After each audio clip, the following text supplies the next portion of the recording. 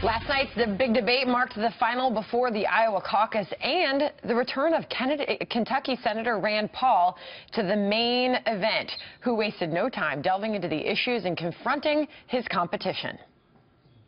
What is particularly insulting, though, is that he is the king of saying, oh, you're for amnesty. Everybody's for amnesty except for Ted Cruz.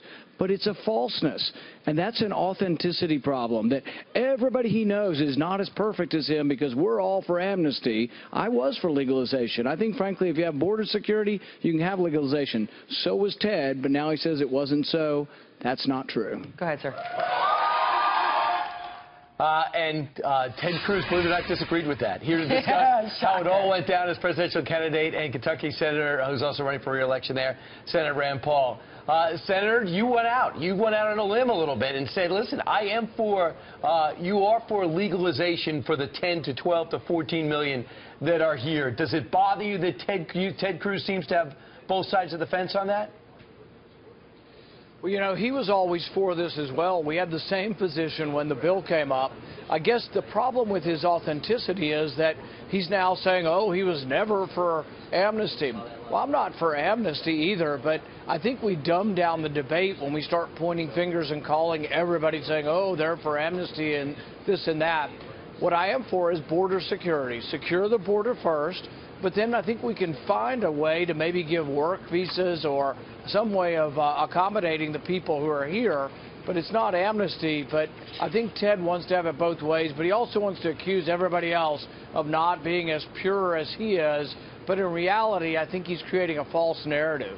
Senator, you've been in the Senate with both Senator Cruz and Senator Rubio. Both there was a lot of finger pointing on authenticity. Does one of the two of them has either been more consistent on immigration, or do you feel like they've both changed their positions?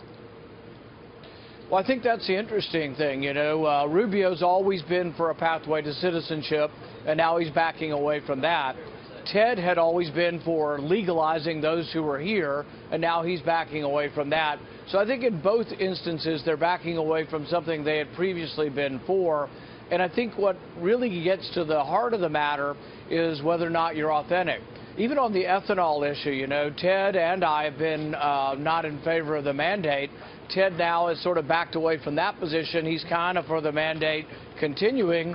But he also said last night that he's for getting rid of what's called the blend wall, where you can produce higher percentages of ethanol. Well, that's my bill. The question I'm asking is, hey, Ted, how come you haven't co-sponsored my bill that does exactly that? So I think he easily adapts to my ideas, but isn't really following through with being authentic about it. Senator Paul, another big moment on the stage for you last night was talking about drug addiction and tackling that problem, as well as drug crimes and incarceration. Listen. Drug use is about equal between white and black, but our prisons, 3 out of 4 people in prison are black or brown. I think something has to change. I think it's a big thing that our party needs to be part of, and I've been a leader in Congress on trying to bring about criminal justice reform. All right, so you believe, Senator, it's a big problem, that the GOP needs to do something. What is your plan? Well, you know, I co-sponsor a bill with Chuck Grassley and Mike Lee to try to have more reasonable sentences. I don't think you should go to jail for 15 years for drug use. I think if there's going to be a punishment, it needs to be proportional to the crime. This is another area, though, where Ted's been on both sides of the issue. Ted used to be for it, and now he's opposed to criminal justice reform as well. So I think it is a way to show that we have compassion for people who are down on their luck, live in poverty. And when you look at arrest rates, the arrest rates are much higher in urban areas. And so African-American communities are being decimated by this. But when you look at drug usage rates, whites and blacks use drugs about the same rate, but blacks are really suffering from the war on drugs. Yeah, and we are talking about that. I think on both sides you might be able to get something bipartisan going because the president seems to be on that page too. Senator, I got to bring you to the thing where I think you really separated yourself. I think by all accounts, I think you had a great night last night. I think you have to feel good about it. But I do want to ask you, where you really clashed was with your vision of the NSA and what we should be doing when it comes to mosques. You know, here Ray Kelly, Rudy Giuliani, Mayor Bloomberg were for putting people in mosques to find out, to put an ear on the ground on that. You are not for that. Why? You know, I think we shouldn't base our laws on religion or on sort of examination of individual religions. I do believe in investigation of individuals. And so when there is suspicion of an individual or probable cause to do an investigation, I'm all for investigating individuals, but I'm not for some sort of blanket statement that we're going to investigate a religion or a mosque. I can understand where you're coming from, but I would say this. If radical Islam, oftentimes the thoughts, beliefs, and plans are hatched inside mosques. We don't know what we don't know. Would you want to be proactive?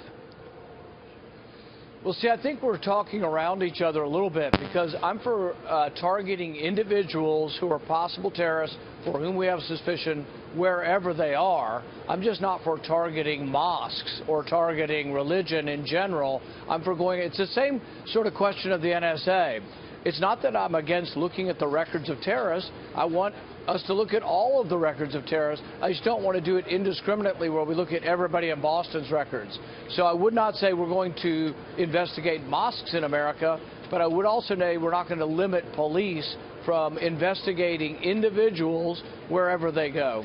The president has gone so far as to take that to its logical extent and say we're not going to call it radical Islam, that's not the problem. Would you still call it that and say, hey, this is radical Islam and we've got to call it such and identify it as such? Yeah, without question, if you don't name the enemy, you can't defeat the enemy. And the enemy is radical Islam. It's an aberration of the Islamic faith, but it is radical Islam. And if you don't name it, we'll never defeat it. And my point all along in the Middle East is that when we've toppled secular dictators, we've gotten more radical Islam. All right, Senator. Thanks for joining us bright and early this morning. Glad to have you. Appreciate it.